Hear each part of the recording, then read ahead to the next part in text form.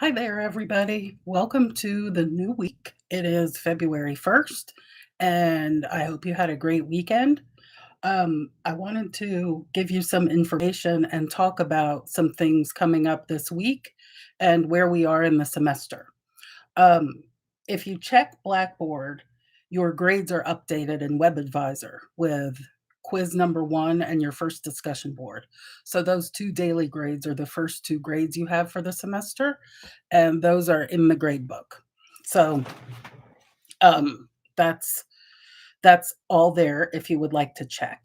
The second thing is concerning assignments. I have posted the discussion board that is due this week. It's due Wednesday by 11:59 p.m., and today is Monday morning. So please check the discussion board, read the assignment carefully, and go ahead and post. I'll be anxious to see what you have to think about and say about A Raisin in the Sun.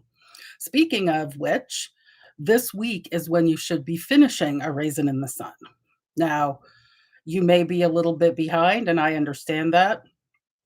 But I will have posted notes by the end of this week about the entire play.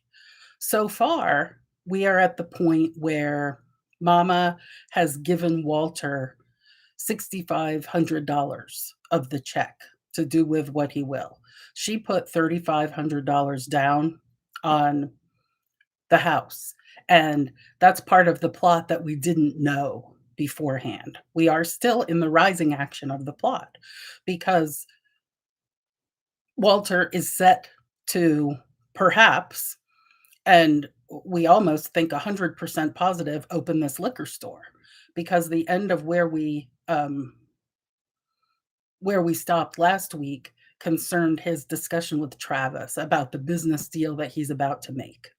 3,000 is supposed to go in the bank for Benitha, and he'll have 3,500 left to do with what he wants.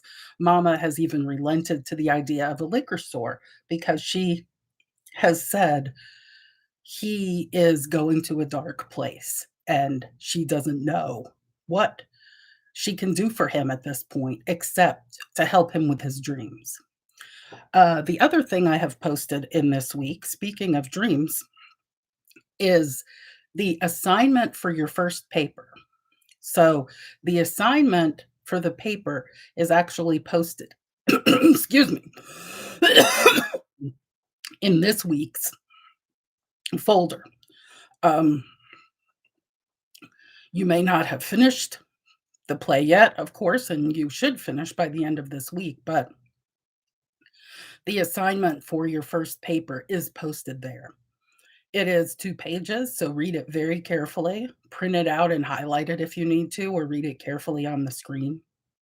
If you have any questions about the assignment, let me know.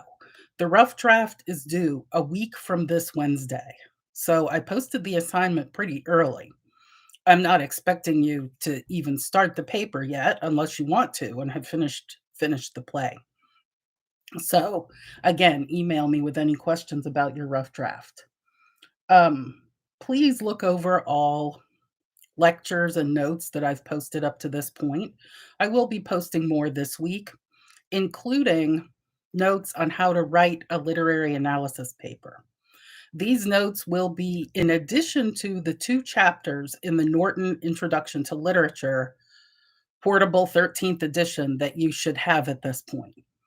If you are in one of my Fort Worth ISD dual credit classes and don't have the book yet, I am hoping that you get with your leaders and teachers as soon as possible to get that book. In the meantime, just look at the slideshow because some of the information from the book I will be posting on the slideshow. Chapters 21 and 22 are what we should be reading this week. Those chapters are about how to write an essay about literature. Chapter 21, you only need to read through page 1057. Through page 1057. So please check later this week for notes, PowerPoints, lectures on Blackboard in the weeks folder, as well as continue to read all the way through. Um, Let me see, what else did I have to say about this week? I just wanted to end by talking about some of the broad overarching themes that are present in A Raisin in the Sun. I hope you're enjoying reading the play. It's generally a student favorite, and it's one of my favorites as well. It's certainly still relevant to today, even though it's written in 1959. And there are many of these broad overarching themes I mentioned.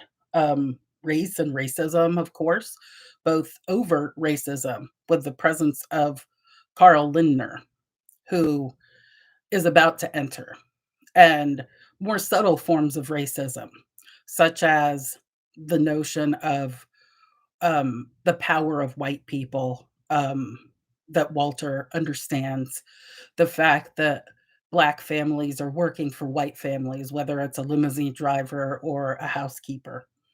Sexism and emerging feminism, certainly Beneatha's ideas about herself and her modes of self expression, set against both Asagai and George in their own ways, even though George's is more open and noticeable.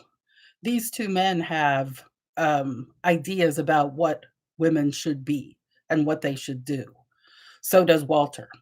And we'll see a little bit more depth to Asagai as the play goes on. But right now, we understand how shallow George is.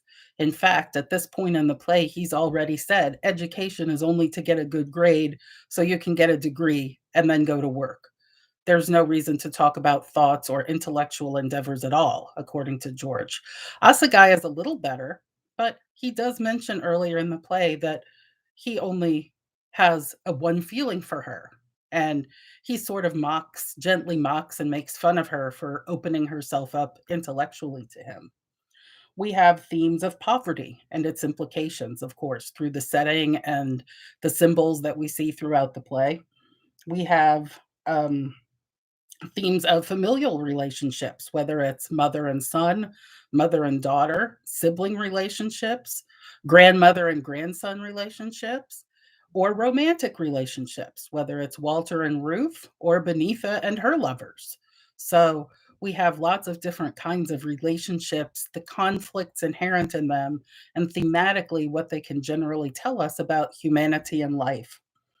Um, and finally, one other theme that I actually talked about in my last set of PowerPoint notes that I posted was religion and its implications for the family.